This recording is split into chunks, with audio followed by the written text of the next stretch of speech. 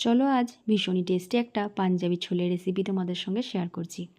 পাঞ্জাবি স্টাইলে বানিয়েছি, কিন্তু এটা সমস্ত রেস্টুরেন্টেই এর স্বাদ পাবে। আর এটা যখন বাড়িতে বানাবে মনে হবে যে, যখন খাবে তখন মনে হবে যে কোনো রেস্টুরেন্টে বসেই খাচ্ছ, এতটা টেস্টফুল হয়েছে। আর এটা বানানোর কোনো বিশেষ মশলা লাগে না, কিন্তু আর ঝটপট বানানোও হয়ে যায়। শুধু সারা রাত দেখো ছোলাটাকে ভিজিয়ে রাখলেই হবে। ভিজিয়ে দেখো ছোলাটা ফুলে দ্বিগুণ হয়ে গেছে। এরপর যেটা করব, আমি কুকারের মধ্যে ছোলাগুলো নিয়ে নিলাম। পরিমাণ মতো জলও দিয়ে দিলাম, একটা তেজপাতা, 3টে এলাচকে দিয়ে দিলাম, আর 2টো দারচিনির টুকরো দিয়ে 5 থেকে 6টা সিটি দিয়ে নেব। তারপরে এদিকে 2টো সেদ্ধ করে রাখা আলুকে আমি দেখো ছোটো ছোটো করে টুকরো করে কেটে নিচ্ছি। আগে থেকে সেদ্ধ করে রেখেছিলাম আলুটা। এরপরে দেখো কুকারের ঢাকনাটাকে খুলে দেখাচ্ছি যে ছোলাটা কেমন সেদ্ধ হয়েছে। তো ছোলাটা কিন্তু আমাদের খুবই ভালোভাবে সেদ্ধ হয়েছে, ঠিক যেরকম চেয়েছিলাম ঠিক সেরকমই নরম হয়েছে কিন্তু। তারপরে দেখো একটা মশলা রেডি করে নিচ্ছি। তার জন্য এখানে সেদ্ধ করে রাখা ছোলা দিয়ে দিলাম 2টো কাঁচা লঙ্কা, কয়েকটা আদা কুচি, আর কয়েক কোয়া রসুন, আর দিয়ে দিলাম সেদ্ধ করে রাখা 1 চামচ আলু, আর 1 চামচের মতো টক দই, আর ছোলা সেদ্ধ করা 1 চামচ জল। ভালো করে দেখো মিহি পেস্ট বানিয়ে নেব।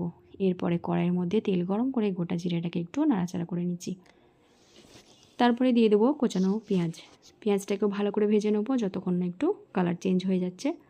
তারপরে আমি এখানে যে আগে থেকে মশলাটাকে রেডি করে রেখেছিলাম সেটাকে দিয়ে দিলাম। দিয়ে কিন্তু লো ফ্লেমে বেশ কিছুক্ষণ কষিয়ে নিতে হবে। সময় নিয়ে একটু কষিয়ে নিতে হবে। যখন মশলা থেকে তেল ছেড়ে আসবে, তখন আমি এখানে কিছু গুঁড়ো মশলা অ্যাড করে দেবো।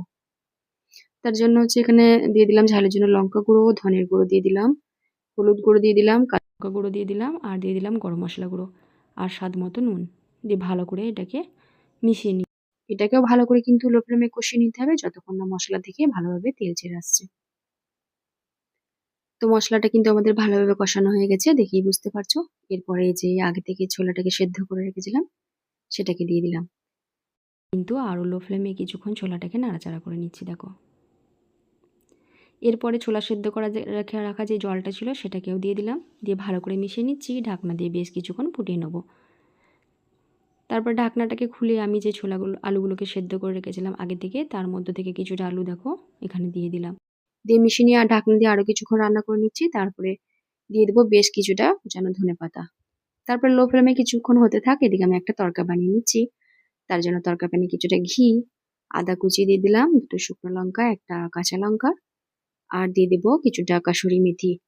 দিয়ে ভালোভাবে যখন গন্ধ হবে, তখন কিন্তু আমি এটাকে ছোলার মধ্যে দিয়ে দেবো। দিয়ে একটু নাড়াচাড়া করে নিচ্ছি দেখো। তারপর সবশেষে কিন্তু আমি একটু দিয়ে দেবো চিনি। চিনিটা কিন্তু তোমরা তোমাদের টেস্ট অনুযায়ী দিও, না চাইলে নাও দিতে পারো, যদি ভালো না লাগে দিও না। তো এরপরে দেখো আমাদের ছোলাটা কিন্তু একদম রেডি হয়ে গেছে পরিবেশন করার জন্য। তো তোমরা এটা রুটি, লুচি, পরোটা, ভাত, নান যে কোনো সঙ্গে খেতে পারবে। খেতে কিন্তু দুর্দান্ত লাগে, একবার বানিয়ে দেখবে, না বানালে কিন্তু কোনো কিছু বুঝতে পারবে না। তো দেখেই বুঝতে পারছো কতটা টেস্টি হয়েছে। অবশ্যই একবার বাড়িতে ট্রাই করো, আর ট্রাই করলে অবশ্যই আমাকে কমেন্টস করে জানিও। Bye bye.